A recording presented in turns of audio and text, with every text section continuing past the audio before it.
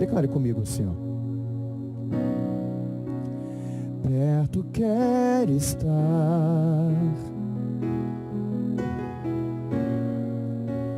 junto aos teus pés, pois prazer maior não há que me render e te adorar.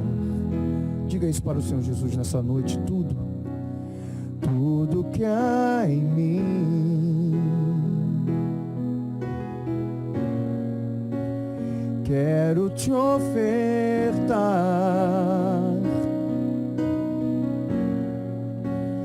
mas ainda é pouco, eu sei, se comparado ao que ganhei.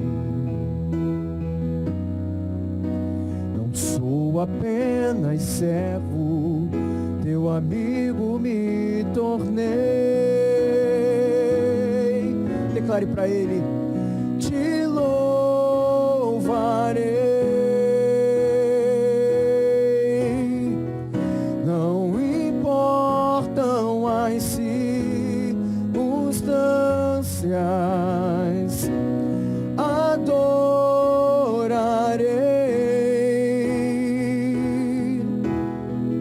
somente a ti, Jesus.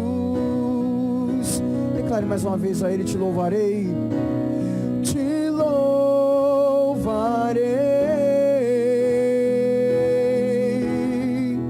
Não importam as circunstâncias, adorarei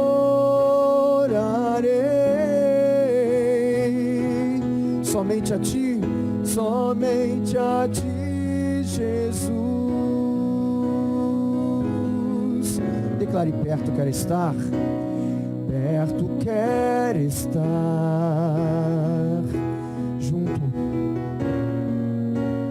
junto aos teus pés, pois prazer maior não há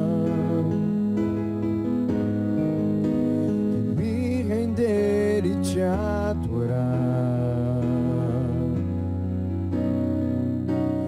Tudo que há em mim,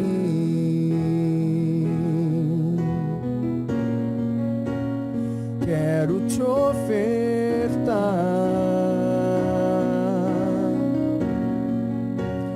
mas ainda é pouco, eu sei, se comparado ao que ganhei. Oh Senhor, não sou apenas servo, teu amigo me tornei. Te louvarei.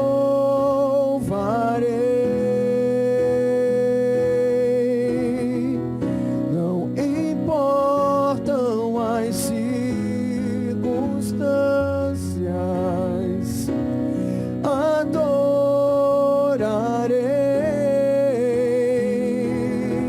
Oh, declare: somente a ti, Jesus, eu te louvarei, te louvarei.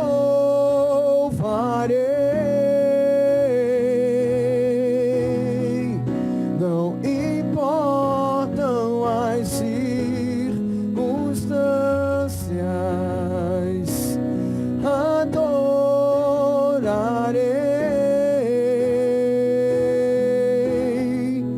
somente a ti, Jesus, a ti, Jesus.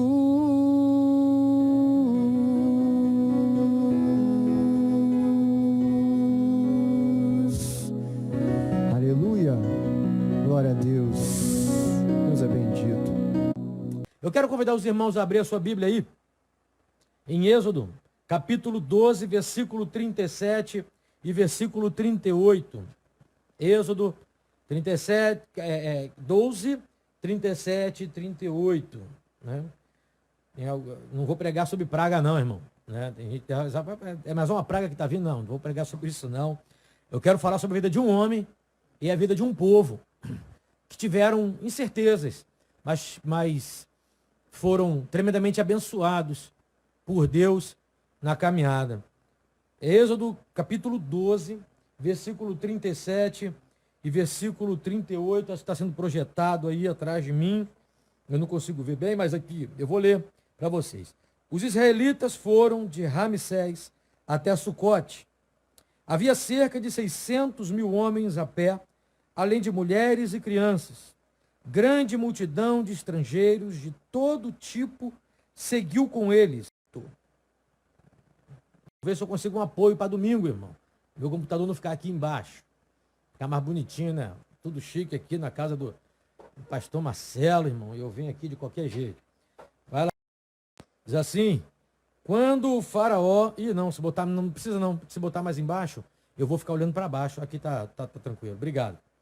Quando o faraó deixou sair o povo, Deus não o guiou pela rota da terra dos filisteus, embora esse fosse o caminho mais curto, pois disse: se eles defrontarem com a guerra, talvez se arrependam e voltem para o Egito. Assim, Deus fez o povo dar a volta pelo deserto, seguindo o caminho que leva ao Mar Vermelho. Os israelitas saíram do Egito preparados para lutar. Irmãos, eu não sei se você já conhece ou já ouviu essa palavra, né? E aqui é a história do povo, onde nós estamos lendo agora, é a história do povo, a saída do povo, né? A saída do povo do seu cativeiro rumo à terra prometida. Irmãos, a gente está diante de uma epidemia, pandemia, né? E a gente temos vivido um tempo de incertezas. Cada dia chegam notícias que nos apavoram, quando a gente olha para a Espanha, olha para a Itália, notícias que nos deixam atemorizados. Está tendo muita discussão, muitas informações erradas e principalmente muito fake news. E isso tem me entristecido, porque eu tenho parado de ver um pouco de televisão, visto um pouco da internet, assim, por causa dessas propagandas, e a gente não sabe o que realmente está acontecendo. Mas uma coisa eu tenho certeza: Deus está no controle de todas as coisas. Deus, ele não perdeu o controle de nada, né? Eu tenho certeza que ele ainda continua no controle da nossa vida, da nossa caminhada. Deus, ele ainda continua sendo Senhor e Salvador de cada um de nós e tem a soberania em tudo. Eu tenho dúvida disso. Só que nós somos seres humanos e muitas das vezes a gente fraqueja diante dessas situações. A palavra que eu li em Êxodo, ela fala do momento bom, o momento da saída do povo daquele cativeiro. Fala sobre eles sendo libertos, eles saindo em direção à terra prometida. E por que eles chegaram ali? Irmãos, eu quero começar falando o início de toda essa história que está lá em Gênesis capítulo 37. Eu não vou ler aqui na palavra, mas eu vou estar passando toda essa trajetória para chegarmos aqui em Êxodo. Começa lá em José. José, ele filho de Jacó, ele tem um sonho. E José, nesse sonho, ele vê toda a sua família, resumindo, vê a sua família se curvando diante dele, né? Os seus pais e os seus irmãos. E aquele sonho trouxe algo no coração dos seus irmãos. Trouxe tristeza, trouxe raiva. E eles se voltaram contra José. E se voltando contra José, venderam José como escravo. E José chega como escravo a Potifar. Eu vou resumir, porque é longo o texto, mas eu vou tentar resumir o máximo para que você possa entender aonde nós vamos chegar. Ele é vendido a Potifar. Potifar, ele era do Egito e ele começa a trabalhar para Potifar. Lá, trabalhando com Potifar, um egípcio, ele começa a prosperar também. A casa de Potifar deixa tudo na responsabilidade de José. E José, trabalhando na casa de Potifar, ele sofre um assédio, vamos dizer assim, da mulher de Potifar. E ele foge desse assédio, mas a mulher de Potifar o calunia, faz uma calúnia, uma mentira contra ele. falando que ele quis atacá-la, que ele quis seduzi-la, e ele volta ao presídio, ele volta a ficar preso novamente. E depois que ele fica preso, ele conhece dois homens que também foram presos, que trabalhavam ali, um padeiro e um copeiro, foram presos e estavam junto com José nesse presídio. E eles dois têm sonhos, e José, ele, vamos dizer assim, ele traz a revelação do sonho que cada um teve. E esses homens, um morre e o outro volta. O copeiro volta a trabalhar lá juntamente com o faraó. Então Faraó também tem dois sonhos. E ninguém conseguia interpretar os sonhos de Faraó. E esse copeiro, vendo que ninguém conseguia interpretar, ele lembra de que José, na prisão, interpretou o seu sonho e tudo aquilo que falou se cumpriu. Um, que era o padeiro, José disse que iria morrer, ele morreu. E o copeiro, que José disse que ele iria viver, estaria servindo ao rei novamente. Ele viveu e estava servindo ao rei, então ele fala de José para Faraó. Faraó manda chamá-lo. E José chega a Faraó, ele interpreta aquele sonho. Faraó pergunta a quem poderia levantar, porque na interpretação diz que 7 anos eles passariam. 7 anos eles passariam com muita abundância. E depois eles passariam mais 7 anos, muita escassez. Então ele teria que preparar esses 7 anos de abundância de uma forma coordenada, de uma forma para que os 7 anos de escassez não viesse a prejudicar o povo. E Faraó levanta então José como governador do Egito. Ele se torna o segundo homem mais poderoso daquele tempo. Deus deu toda a estratégia para que José fosse um instrumento dele mesmo, de Deus, para que o seu próprio povo não padecesse diante daquela escassez de alimento que assolou toda a terra. Não havia, irmãos, não havia comida para os outros povos. Então, os povos iam até o Egito para comprar comida com José. Era um tempo difícil, era um tempo de preocupação, um tempo de incerteza, um tempo a qual muitos de nós estamos vivendo hoje, sem saber o que vai acontecer amanhã, com falta de trabalho, falta de emprego, empresas fechando, pessoas sendo mandadas embora. Até que num momento, o povo de José, os irmãos de José, vão até ele. E José reencontra seus irmãos. Não vou aqui falar sobre toda a história do reencontro, mas vou passar por ela. José ele reencontra os seus irmãos e ele é instrumento de Deus para que haja salvação, para que aquele povo não se perdesse. Então seus irmãos voltam com seus pais para a terra do Egito. Então Jacó, ele vai até o Egito, ele começa a morar junto com a sua família até o Egito, ele desce até o Egito com 66 pessoas da sua família, filhos, parentes. 66 pessoas vão para lá, para o Egito, e é o povo de Deus, o povo de Israel, o povo, os hebreus.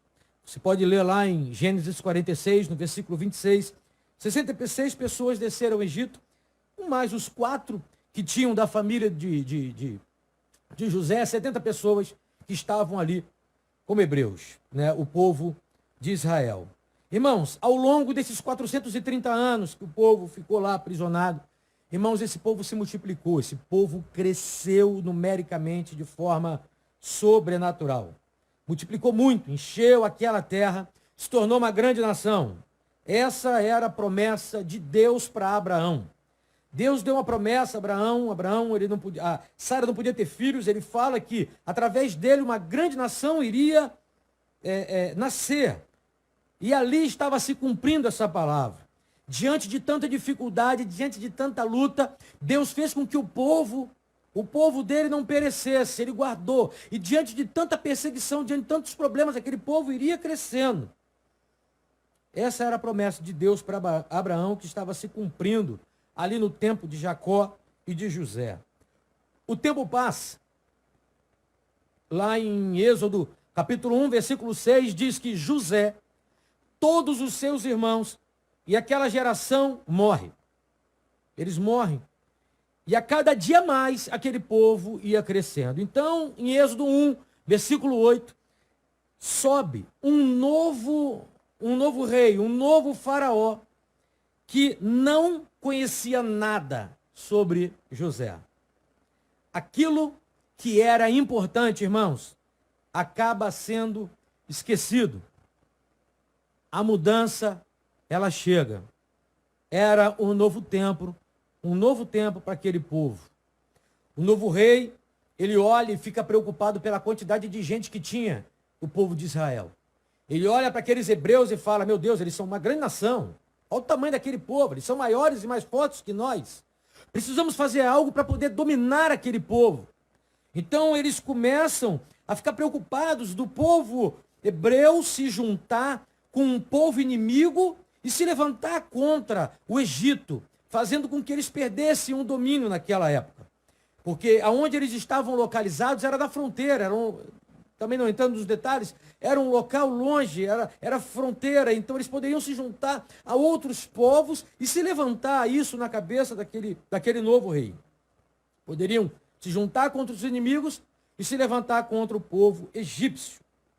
Vendo a força daquele povo, irmãos, ele decide colocá-los como escravos e estabelece para aquele povo chefe de trabalhos forçados. Mesmo assim, quanto mais aquele povo de Deus, quanto mais aquele povo era oprimido, mais aquele povo ele crescia. Entendo o que Deus está falando para nós hoje. Quanto mais aquele povo era oprimido, mais aquele povo crescia. A vida daquele povo, irmãos, antes que era boa, ela agora começa a se tornar amarga, né? Não era mais um tempo bom, agora eles eram um povo escravo. E um povo que mesmo assim ainda trazia medo a Faraó, a ponto de que Faraó, ele fala para as parteiras hebreias, para que elas matassem todas as crianças, todos os meninos nascidos. Eles falaram, o faraó pediu para que as hebreias, as parteiras, elas, toda vez que fosse fazer um parto, elas matassem os meninos e deixassem viver somente as meninas. Irmãos, aquelas mulheres, elas não ouvem o que Faraó fala, mas elas, cheias de temor a Deus, elas não matam aquelas crianças, os meninos continuam a nascer, e aquela nação, aquele povo, ele continua a crescer. E Faraó, vendo que o seu pedido não foi atendido, que o povo ainda crescia, ele fica indignado e manda que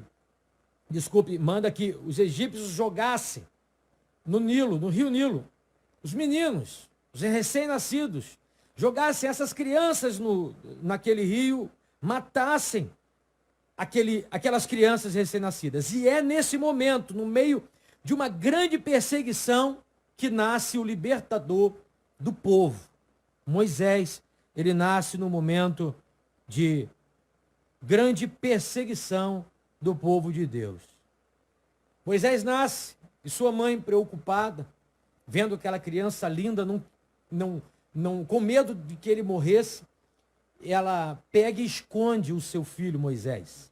Durante 3 meses ela escondeu Moisés, e quando chegou um tempo que ela viu que não poderia mais esconder aquela criança, ela, com medo, ela faz um cesto e coloca aquele cesto à margem do rio Nilo.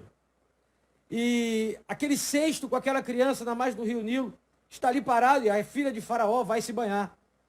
E ela olha aquele cesto, as suas servas vão até aquele cesto e vê uma criança chorando.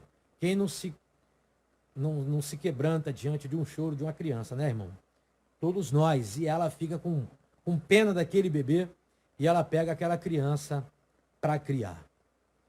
Como a irmã de Moisés estava de longe, olhando o que iria acontecer com Moisés, ela vê que a filha de Faraó pega Moisés, e ela corre até a filha de Faraó e pergunta para a filha de Faraó se ela não queria que uma hebreia amamentasse, cuidasse daquela criança.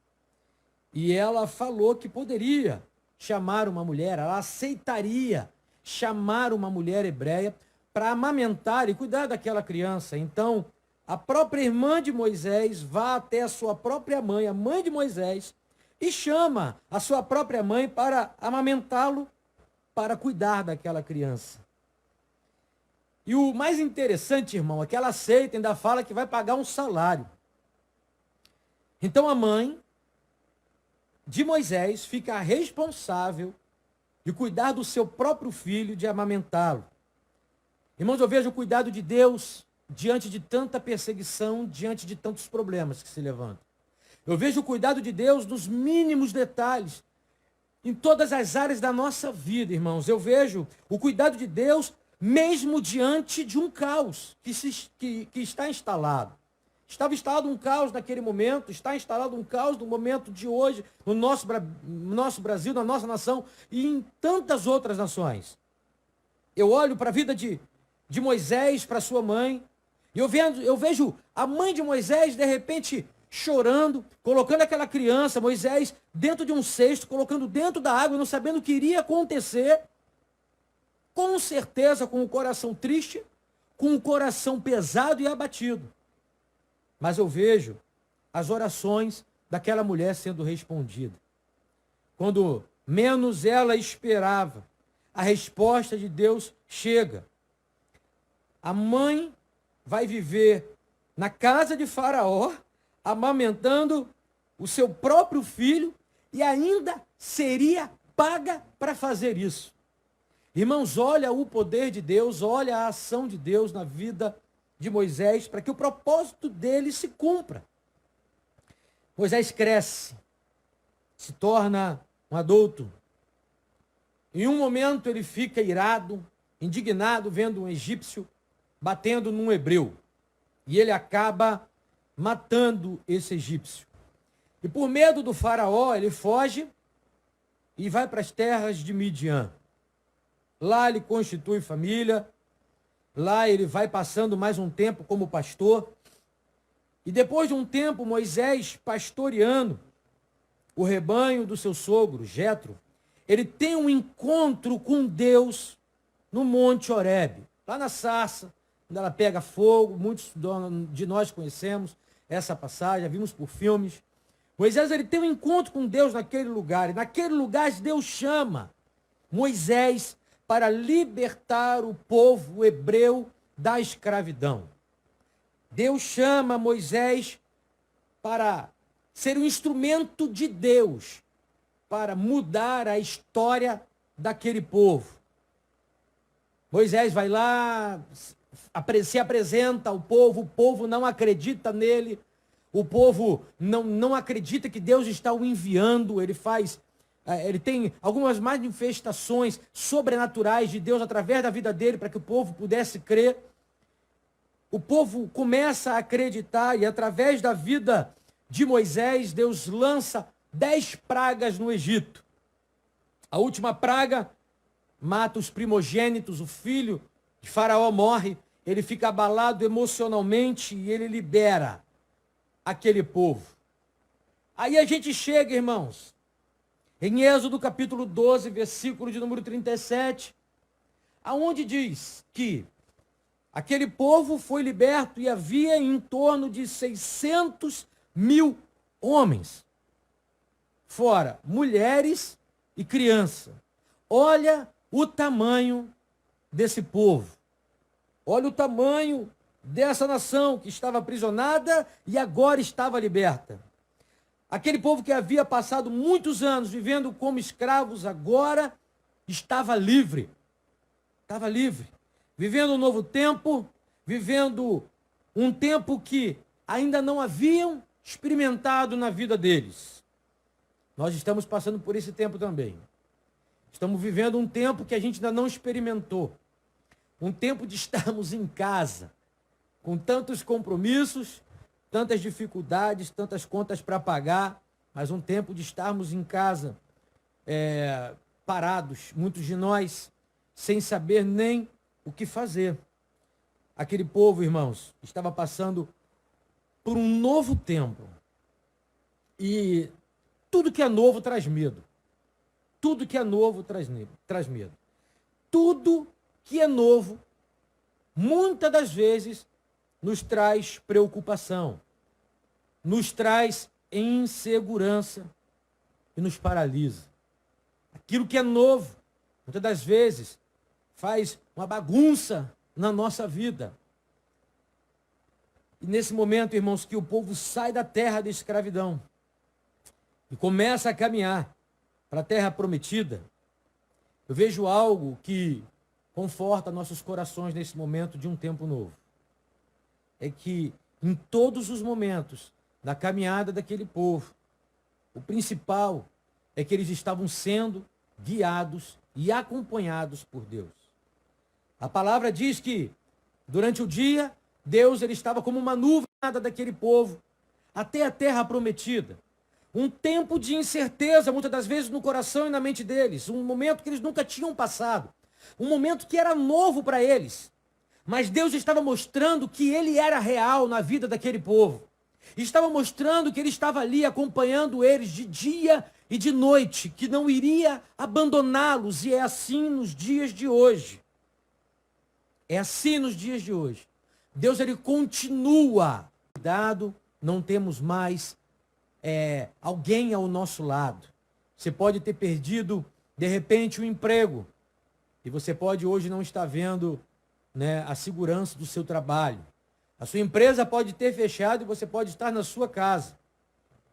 E você pode hoje não ter a segurança do seu trabalho. Mas eu tenho certeza de uma coisa. Tenha segurança de uma coisa na sua vida. Deus, ele não te abandonou e você não está sozinho. Quando eu continuo lendo a palavra, nessa segunda parte que nós lemos aqui do texto, logo após a saída deles, nessa segunda parte nós vemos que Deus ele pega o povo e conduz o povo por um caminho mais longo. Deus não escolhe o caminho mais rápido. Deus escolhe o caminho mais longo para aquele povo alcançar a sua promessa. O caminho mais curto faria com que eles passassem pela terra dos filisteus. Eles poderiam enfrentar batalhas que eles não estariam preparados para enfrentar.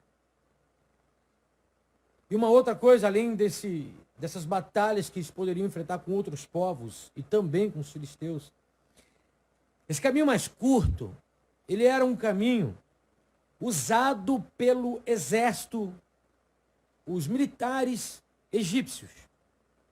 Talvez eles, nesse caminho, poderiam bater de frente com o exército militar dos egípcios e ali terem medo e voltar correndo para... Medo poderia abater o seu coração. Irmãos, eles não sabiam o que eles iriam enfrentar diante deles. Eles não sabiam que aquela terra, de repente, estaria cheio de inimigos, que o exército egípcio poderia estar passando por aquele local. Eles desconheciam todo o perigo da sua caminhada, mas Deus sabia de tudo. Deus sabia de tudo. Deus conhecia tudo. Conhecia principalmente que eles não estavam preparados para enfrentar aquele momento. Eles não estavam. Deus guia o povo por um caminho diferente para evitar qualquer tipo de confronto possível com outras potências estrangeiras, inclusive o Egito. Às vezes a gente não entende esse caminho mais longo que Deus nos leva para alcançarmos algo que Ele nos prometeu.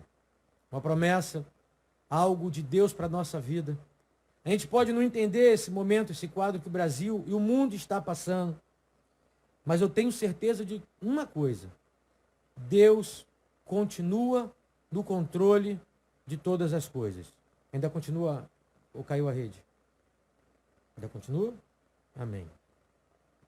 Então, falei, irmãos, porque a rede pode estar caindo algumas vezes, mas eu vejo, irmãos, que olhando para o quadro atual do nosso Brasil e das nações, eu vejo que esse caminho a qual Deus está nos permitindo traçar, de muitas empresas com inseguranças, muitas vidas inseguras, Deus, ele conhece a nossa vida. Deus, ele sabe das lutas e dificuldades que nós vamos enfrentar daqui para frente. E a nossa vida não saiu do controle dele. Nada fugiu do controle do Senhor. O problema é que a gente acostumou a colocar a confiança em nós, na nossa força, no nosso intelecto, no nosso conhecimento, no nosso trabalho. E isso foi tirado de nós. E isso nos trouxe uma incerteza no dia de hoje. Irmãos, Deus sabia que havia um caminho mais rápido. Mas Deus também sabia que o povo não estava preparado para enfrentar aquilo. Precisamos, em um momento como esse que nós estamos vivendo, confiar que Deus sabe o que é melhor para todos nós. Deus sabe.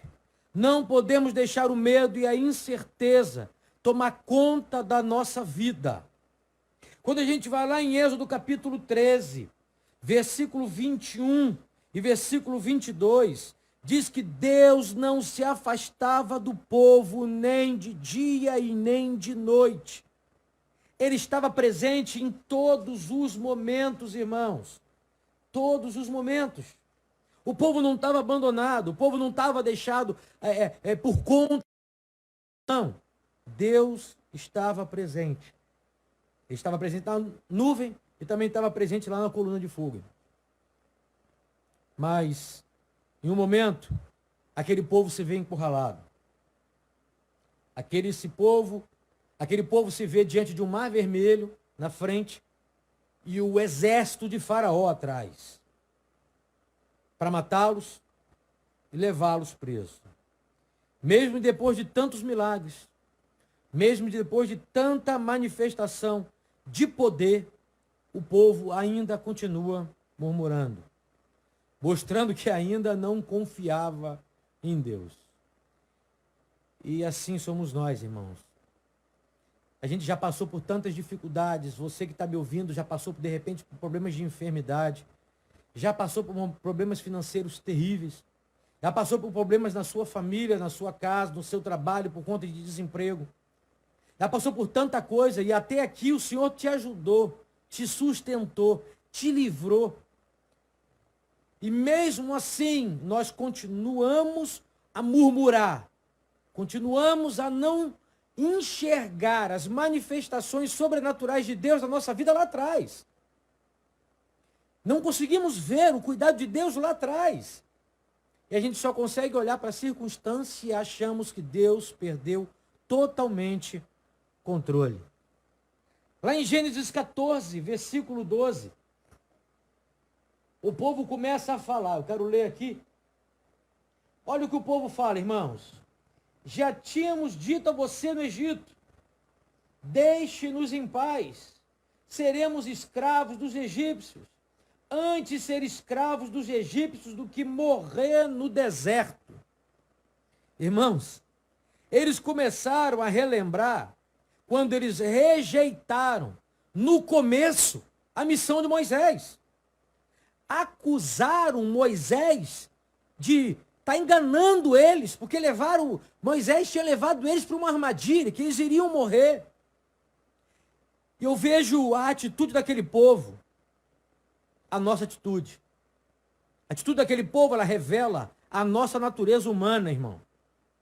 Somos rápidos para acusar, somos rápidos para repreender, e somos rápidos para achar um culpado em tempos de perigo ou de incertezas. Em tempo de perigo e de incerteza, a gente não se une em prol de um bem maior. A gente briga entre si, briga entre amigos, as pessoas brigam entre si por conta de ideologias, mas não conseguem se unir em prol a um bem maior. A gente é igual aquele povo. A gente, ao invés de olhar o perigo, olhar a incerteza, nos unirmos para tentarmos achar uma forma de caminharmos de uma maneira melhor, de ajudarmos uns aos outros. Não, a gente começa a relembrar do passado, a gente começa a atacar uns aos outros, irmãos. A gente precisa olhar a atitude daqueles homens, aquele povo, e a gente precisa ser melhor. A gente precisa melhorar. Esses momentos de incerteza e de lutas que a gente está passando hoje, irmãos, a gente precisa sair desse momento, seres humanos melhores, amando mais, cuidando mais, se preocupando mais, olhando mais não somente para os nossos umbigos, mas olhando mais para fora. Hoje existem pessoas que não têm o que comer. Hoje existem pessoas que estão trancadas nas suas casas, idosos que precisam de ajuda, moradores de rua, que infelizmente não estão recebendo o recurso necessário para se alimentar. Eu entendo que esse é um grande momento, irmãos, de melhorarmos como seres humanos, nos tratarmos, cuidarmos melhor dos nossos filhos, das nossas esposas e maridos, da nossa casa, olharmos para dentro de nós e começarmos a avaliar quem verdadeiramente nós somos. Porque nesse momento de escassez, nesse momento de preocupação, nós revelamos quem nós somos também. No momento da Santa Ceia, a gente sempre fala uma palavra que Paulo nos ensina na Santa Ceia: examine-se, pois, o homem a si mesmo. Isso é o mais difícil. Olhar para dentro de nós e ver aonde nós estamos falhando e que precisamos melhorar. De repente é o seu momento de Deus trabalhar da tua família. Você como marido e você como esposa. É o momento de você trabalhar em você como pai, em você como mãe. Em você como avó, como tia, como irmão, como irmã. Esse é o momento de Deus trabalhar em nós, porque Deus estava trabalhando no coração daquele povo. Deus estava trabalhando e fazendo com que aquele povo melhorasse. Se tornasse o povo de Deus, um povo com um coração diferente. Irmãos, e diante de tanta murmuração, Deus ele se manifesta de uma maneira sobrenatural mais uma vez. Que o povo atravessasse em terra seca. Irmãos, Deus que nós servimos é um Deus especialista em abrir caminhos aonde não existe. Ele abre caminho onde não existe caminho. Precisamos aprender a confiar mais no Deus da nossa salvação. Precisamos confiar mais nesse Deus. O povo enfrenta várias dificuldades, e em cada uma daquelas dificuldades, Deus continua cuidando. Em cada dificuldade que iremos passar, irmãos, Deus vai continuar a cuidar de cada um de nós. Quando a gente lê a palavra lá em Josué capítulo 1, quando Josué, ele assume a liderança do povo para entrar na terra prometida, ele estava cheio de incertezas no seu coração, e Deus ele dá uma palavra. Deus ele fala para Josué: eu não vou te deixar, Josué. Eu não vou te deixar, eu não vou te desamparar. Ele fala para Josué: Josué, olha só, seja forte, tem bom ânimo e não se desvia da minha palavra, nem para a direita e nem para a esquerda. A gente precisa, nesse momento de tantas dificuldades que a gente tem pensado que vai acontecer e que vão acontecer, muitas delas, a gente precisa pegar as palavras de Josué capítulo 1, colocar em nossos corações e crer que ele não vai nos deixar, ele não vai nos desamparar, e que nós, em nome de Jesus, possamos ser fortes e corajosos diante de tantas dificuldades que estão, de repente, por vir para as nossas vidas e para o nosso país. Não desanima agora não, irmão, em nome de Jesus. Não desiste agora, em nome de Jesus. Tenha força, renova a sua alegria, aprenda em meio a tantas dificuldades e incertezas a confiar mais no Senhor. O problema é que hoje nós aprendemos a confiar em governantes, em patrões, na nossa força e inteligência. Comece hoje a confiar mais em Deus.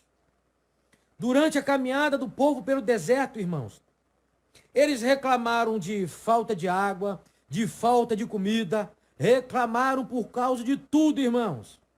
Mas foi no deserto que eles viram o cuidado de Deus pelas suas vidas. Foi no deserto que eles começaram a aprender a depender mais de Deus. Enquanto estavam presos como escravos, eles tinham água e eles tinham comida, carne. Eles tinham. Mas agora livres, eles precisavam aprender que existia um Deus que cuida. Não era mais de Faraó, não era mais do sistema, agora era de Deus. Agora a dependência vinha totalmente de Deus. Deus iria enviar o maná. Deus iria trazer água, ia transformar água ruim em água amarga, em água boa. Deus iria cuidar daquele povo. Agora, irmão, era tudo novo.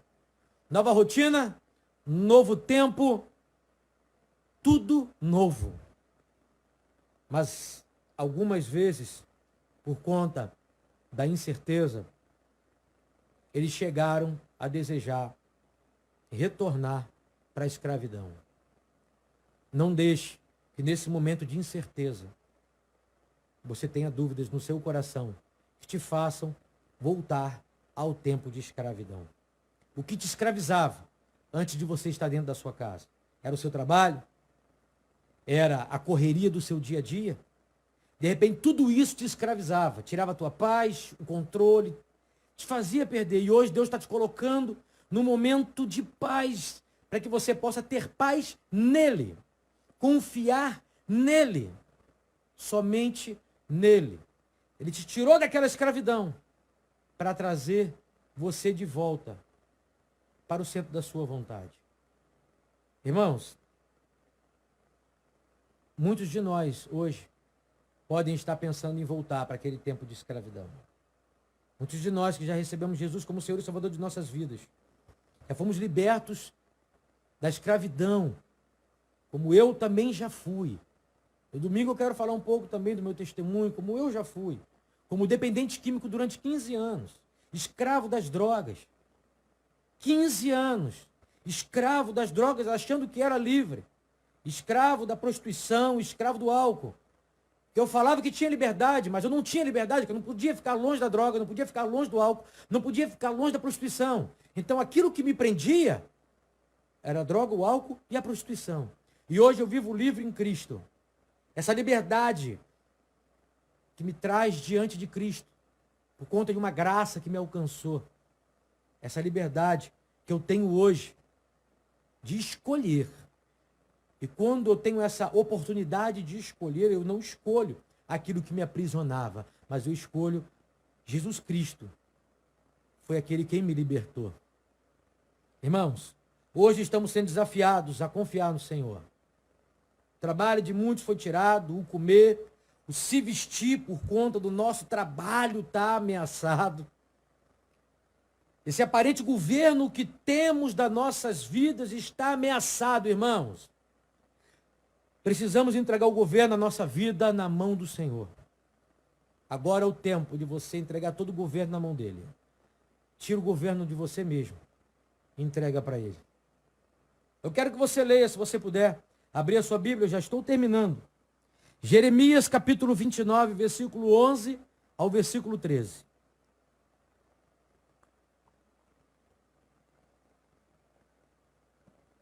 Ele diz assim: porque sou eu que conheço os planos que tenho para vocês, diz o Senhor.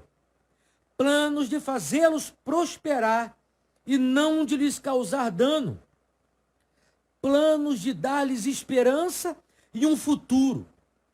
Então vocês clamarão a mim, virão orar a mim, e eu os ouvirei. Vocês me procurarão e me acharão, quando me procurarem de todo o coração. Comece a procurar, a buscar em Deus. O que Jeremias fala é: busque em Deus, clame a Deus. O Senhor está falando para nós nessa noite, para de ficar correndo atrás de pessoas, irmãos. Para de criar falsas expectativas em pessoas, irmãos. No Senhor. Busque o Senhor. Entregue a sua vida totalmente a Ele. Salmo 46, versículo 10 diz assim, parem de lutar. Saibam que eu sou Deus. Serei exaltado entre as nações. Serei exaltado na terra. Fica tranquilo. Descansa no Senhor. Porque no final de tudo isso que está acontecendo, o nome do Senhor será glorificado. O nome dele será exaltado. Pedi para o pastor Marcelo se colocar, porque ele vai adorar um último cântico. Fica tranquilo. Descansa. O Senhor continua no controle de tudo. Ele te ama. Ele cuida. Se arrependa. Se arrependa dos seus pecados. Peça perdão a Deus. Se você hoje está preso nos vícios da droga, do álcool, da prostituição, do adultério, o vício da pornografia, você pensa que isso é liberdade, isso não é liberdade. A liberdade verdadeira você vai encontrar somente em Cristo. Eu fiquei preso durante 15 anos na droga, no álcool e na prostituição, achando que era livre, mas estava preso. Hoje eu sou livre em Cristo. Aquele povo estava livre. Aquele povo estava se tornando e conhecendo o Deus a qual eles estariam servindo. Através de manifestações e cuidado. Esse mesmo Deus, ele continua a cuidar de nós. Enviou o seu único filho, Jesus Cristo, para morrer por amor a cada um de nós. A palavra de Deus diz que você precisa buscar a Jesus, somente a Ele. Ninguém vem ao Pai senão por mim. É tempo de arrependimento, é tempo de confiar mais em Deus, é tempo de ter um encontro com Jesus. Esse encontro que vai mudar a tua vida, vai mudar a tua história. Você vai sair não arrebentado de tudo isso que está acontecendo, mas você vai sair mais forte e liberto de tudo isso que tem te aprisionado. Eu, olhando o Face, a gente tem muitas publicações, eu acompanho a página de alguns pastores, fui muito abençoado aí pela pregação do pastor J.R. Vargas e do Gonçalo, diretor da Atos 29 aqui no Brasil, está lá em Orlando. Ele colocou algo no Face dele que eu compartilhei, que é simples e muito bacana. O mundo caiu, mas o tempo de Deus é perfeito. Confie em quem cuida dos pardais. Deus está cuidando de tudo. Essa é a palavra de Deus para a nossa vida. Hoje foi um dia difícil para mim também. E para você estar próximo, chamar seus filhos, seus parentes, quem estiver próximo de você na sua casa. E que você possa estar orando junto com a sua família. São tempos difíceis, irmãos. Não podemos minimizar isso.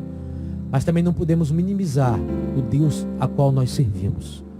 O Deus que nos criou, o nosso Pai. Não podemos minimizá-lo. Quero você a orar. Feche seus olhos aonde você está ou puder. Eu quero orar com você. Querido Deus, Pai amado, em nome de Jesus Cristo, Senhor. Nós, nesse momento, Senhor, te agradecemos por mais um dia de vida. Estamos aqui porque o Senhor nos guardou. O Senhor tem nos livrado de todo mal. O Senhor tem nos sustentado diante de tantas dificuldades que tem se levantado a cada dia. Pai, em nome de Jesus, entregamos a nossa nação em Tuas mãos. Não sabemos o que está por vir. Diante de tantas incertezas, tantas notícias, que possamos voltar os nossos olhos e ouvidos ao Senhor, a Tua palavra. Que nenhuma palavra, nenhuma notícia venha abalar a nossa confiança no Senhor. Que possamos a cada dia, ó Pai, entender que o Senhor não perdeu o controle nem o governo de nada. O Senhor está no controle e no governo de tudo, Senhor. Ó Deus, em nome de Jesus, guarda a nossa nação. Guarda cada parente, cada familiar nosso. A minha filha que trabalha no hospital, As pessoas que estão nessa noite, trabalham em hospitais, ou familiares que trabalham em hospitais, guarda todas essas pessoas que estão nessa linha de frente, Senhor. Que em nome de Jesus Cristo venha protegê-los, guardá-los, livrar de toda enfermidade, todo mal, Pai. Toma a vida desses profissionais em tuas mãos. Abençoa cada casa e cada lar que está nos ouvindo nesta noite e que vai nos ouvir através da pregação desta palavra. Ó Deus, em nome de Jesus, nós entregamos essa nação em tuas mãos. Que o Senhor use os nossos governantes para o nosso bem. Repreendendo todo mal, repreendendo, ó Pai, toda mentira, toda enganação, Senhor, em nome de Jesus, para que possamos ter a tua direção. E que depois de tudo isso, não somente nós que já conhecemos a tua palavra, mas toda a nossa nação reconheça o Senhor como Senhor e Salvador. Porque eu creio que no final de tudo, o teu nome será exaltado e glorificado. Visita os leitos de hospitais, visita os idosos, os enfermos, visita aqueles, ó Pai, que estão nessa linha de risco, Senhor. Visita, Pai, e guarda os irmãos lá no Maranhão, na Ilha de Lençóis, em São Luís, em Apicuaçu e todas as cidades que conhecemos. Guarda nossos parentes, familiares e amigos. Visita os meus parentes em Brasília, visita os meus parentes no Rio Grande do Sul, meus amigos, ó Pai, onde eles estiverem, aqui no Rio de Janeiro, a nossa igreja em Jardim América, visita, ó Pai, cada membro da nossa igreja nessa noite, em nome de Jesus. Vai guardando os idosos, os enfermos, aqueles que estão no grupo de risco, guarda neste momento em nome de Jesus, Senhor. Livra desta enfermidade. Guarda o nosso bairro Jardim América, nosso Rio de Janeiro e todos os estados do nosso Brasil. Guarda o pastor John, todas as regiões além, Senhor. Aonde estiver alguém das regiões além que possa estar guardado pelo Senhor. Onde estiver uma igreja do sítio to sítio, ó Pai, que o Senhor venha guardar em nome de Jesus. Toma em tuas mãos, Pai. Todas as nações, toma em tuas mãos. Abençoa e guarda, que seja um novo tempo para nós. Seja um novo tempo para nós. É o que nós te pedimos em nome de Jesus. Amém e amém. Irmãos, que Deus abençoe a todos. Jardim América, amo vocês. Saudade dos irmãos demais, demais. Diáconos, obreiros, trabalhadores e membros, estaremos juntos em nome de Jesus. Domingo vamos trazer muitas notícias aí para a próxima semana. Vamos estar juntos. Os irmãos do Maranhão, vou falar do Maranhão em si, que tem muitos amigos do Maranhão inteiro. Deus abençoe a todos, os pastores, amigos, os membros. Deus abençoe o pastor John lá no México, Kevin, lá Rômulo, lá no Texas. Abençoe você aí, os irmãos que estão na Austrália, os irmãos que estão em Boston, em todos os lugares aí do mundo, que estão nos acompanhando aí. Eu quero que Deus abençoe. Dou um grande abraço para todos. Irmãos, amo vocês, que Deus abençoe. Sarinha, te amo, minha filha. Um beijo do papai. Que Deus te abençoe, bebê. Daqui a pouco eu estou em casa. Deus abençoe a todos. Rique abundantemente.